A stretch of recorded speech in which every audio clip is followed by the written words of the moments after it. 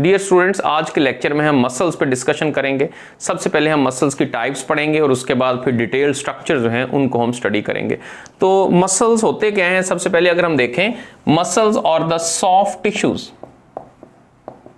ये soft tissues हैं।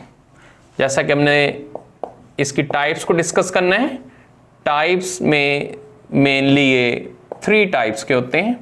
उनमें सबसे पहले एक टाइप है, उसको हम कहते हैं स्मूथ मसल्स। इसी तरह से जो सेकंड टाइप आपको मिलेगी वो है कार्डिक मसल्स, और जो थर्ड टाइप है वो है स्केलेटल मसल्स। अब हम इनको कंपेयर करते हैं और साथ इनके स्ट्रक्चर को भी स्टडी करते हैं। तो सबसे पहले हम इसको कंपेयर कर लेते हैं कि तीनों के अंदर डिफरेंसेस क्या क्या हैं। अब जो स्मूथ मसल्स हैं, स्मूथ मसल्स में इनको हम अनस्ट्रिप्ड या एक वर्ड यूज करते हैं अनसेट्रिएटेड मसल्स। अनस्ट्रिप्ड और अनसेट्रिएटेड मसल्स, इनके अंदर कोई बैंड्स नहीं होते। लेकिन अगले जो दोनों मसल्स हैं ये स्ट्रिप्ड मसल्स हैं, इनके अंदर स्ट्रिप्ड होती हैं यानी कि बैंड्स होते हैं। हम देखेंगे तो यहां पर जो स्ट्रिप्स होती हैं वो इर्रेगुलर स्ट्रिप्स होती हैं।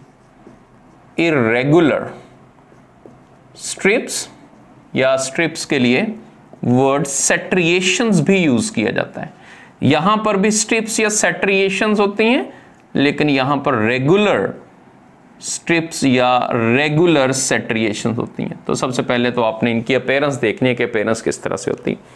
फिर उसके बाद हम आते हैं इसकी शेप पे। जो स्मूथ मसल्स हैं ये हमें स्पिंडल शेप्ड मिलते हैं। Spindle shaped. अब स्पिंडल शेप्ड किस तरह के होते हैं? स्पिंडल उस शेप को कहते हैं जो कि मिडल से थिक हो और साइड्स होती हैं वो टैपर्ड होती हैं, उसको स्पिंडल शेप कहते हैं। तो इस तरह की हमें जो शेप मिलती है ये स्पिंडल शेप्ड है। और यहां इनके अंदर न्यूक्लियस होता है, और ये याद रखना है ये मोनोन्यूक्लिएट होते हैं। मोनोन्यूक्लिएट।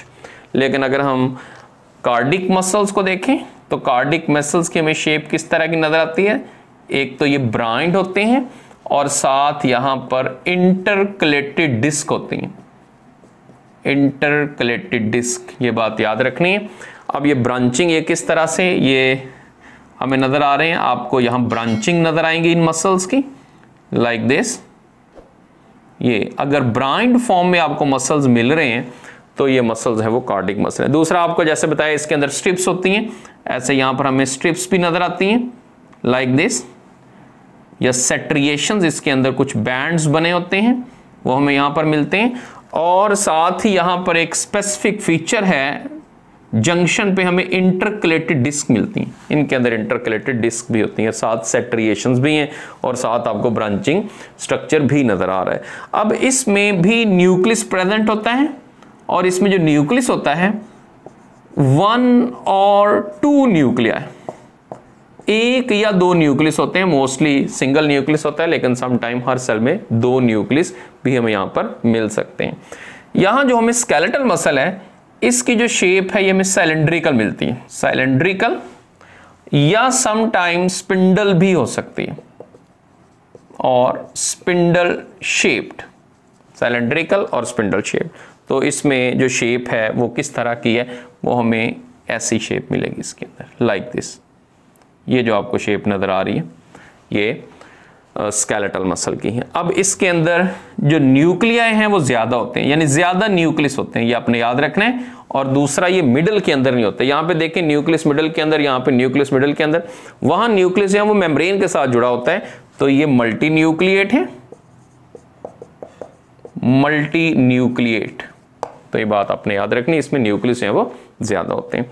अब इसके बाद हम अगर इनकी प्रेजेंस की बात करें कि ये मसल्स कहां कहां प्रेजेंट हैं, तो जब हम बात करते हैं स्मूथ मसल्स की, तो स्मूथ मसल जो हैं that are found in gut region, ये डाइजेस्टिव सिस्टम के अंदर होते हैं, गट कहते हैं डाइजेस्टिव सिस्टम को, और उसकी मोबिलिटी में काम करते हैं, मूवमेंट ऑफ मटेरियल में काम करते हैं। किस तरह से आप जानते हैं, जब हम खाना खाते हैं तो फूड जो मूव करती है वो पेरिस्टॉल्सिस से मूव कर रही होती है। Peristalsis is a wave of contraction and relaxation and that is due to the smooth muscles. तो वहां जो मसल्स इन्वॉल्व होते हैं फूड को पुश करने में वो स्मूथ मसल्स होते हैं। इसके अलावा ये रेस्पिरेटरी ट्रैक्ट के अंदर भी होते हैं, रेस्पिरेटरी ट्रैक्ट के अंदर, यानी जो ब्रोंकियोल्स हैं वहां पर ये मसल्स प्रेजेंट होते हैं, सर्कुलर स्मूथ मसल्स, तो उनमें भी कॉन्ट्रैक्शन और रिलैक्सेशन का काम करते हैं।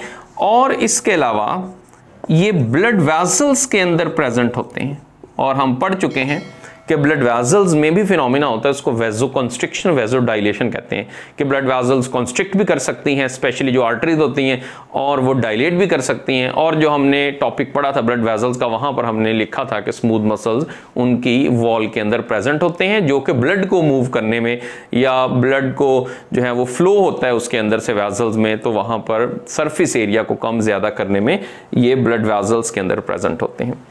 जो कार्डिक मसल्स हैं दैट फाउंड इन हार्ट, ये हार्ट के अंदर प्रेजेंट है, जिसकी वजह से इनको हार्ट मसल्स भी कहते हैं, हार्ट मसल्स, ये हार्ट के अंदर प्रेजेंट। स्केलेटल मसल्स होते हैं that attach to the bone, attach to bones, ये बोन्स के साथ अटैच होते हैं, जैसा कि आप जो बाइसेप मसल्स या ट्राइसेप मसल्स देखते हैं तो वो स्केलेटल मसल होते हैं, because they are attached to the bones. अब अगर हम मूवमेंट की बात करें तो इनकी जो मूवमेंट होती है वो स्लो होती है, स्लो मूवमेंट, इतनी ज्यादा फास्ट ये मूवमेंट कॉज नहीं कर रहे, लेकिन ये जो मूवमेंट कॉज करते हैं ये इंटरमीडिएट मूवमेंट ये कॉज करते हैं। अब इंटरमीडिएट मूवमेंट के साथ हम ये भी लिख सकते हैं कि ये जो मूवमेंट होती है ये रिदमिक मूवमेंट भी कॉज करते हैं, रिदमिक। अब रिदमिक मूवमेंट जैसे हार्ट को देखें तो वो एक रिदम के साथ मूव करता है, इंटरमीडिएट मूवमेंट है लेकिन रिदम के साथ मूव करेगा, तो ये कार्डिक मसल की कैरेक्टरिस्टिक्स है। स्केलेटल मसल्स होते हैं, इनकी जो मूवमेंट होती है वो स्लो टू फास्ट होती है, स्लो टू फास्ट मूवमेंट। तो ये भी आपने याद रखना है कि मूवमेंट में तीनों की जो है वो क्या डिफरेंस होता है।